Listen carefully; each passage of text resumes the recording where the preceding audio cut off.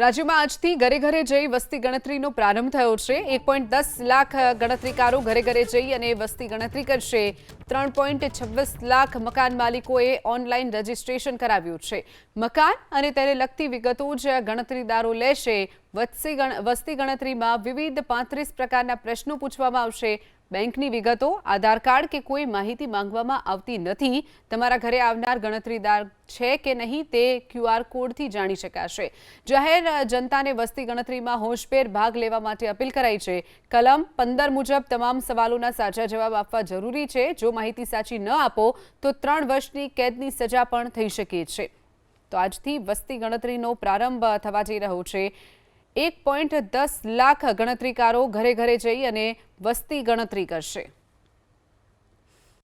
આજ રોજથી જ વસ્તી ગણતરી અથવા જનગણના આપણે શરૂ કરીએ છીએ।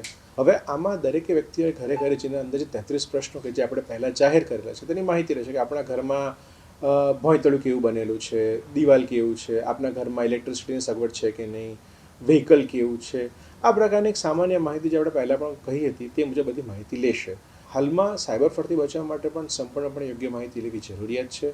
આપના ઘરે જે પણ વસ્તી ગણતરી અથવા એન્યુમરેટર્સ આવશે તેને સરકાર તરફથી માન્યતા પ્રાપ્ત એક QR કોડવાળું આઈ કાર્ડ આપેલું હશે। આપ ઈચ્છો ત્યારે QR કોડનું સ્કેન કરીને પણ માહિતી આપ લઈ શકો છો કે વસ્તી ગણતરી યોગ્ય છે કે નહીં।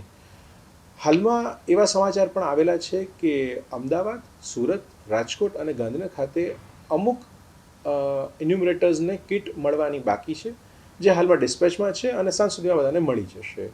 સૌના માધ્યમથી ફરીવાર એક જનગણના માટે સૌને અપીલ કરું છું કે લોકોમાં સૌથી વધારે હોંશભેર ભાગ લે અને નાગરિક તરીકેની ફરજ બજાવવામાં અગ્રેસર રહે।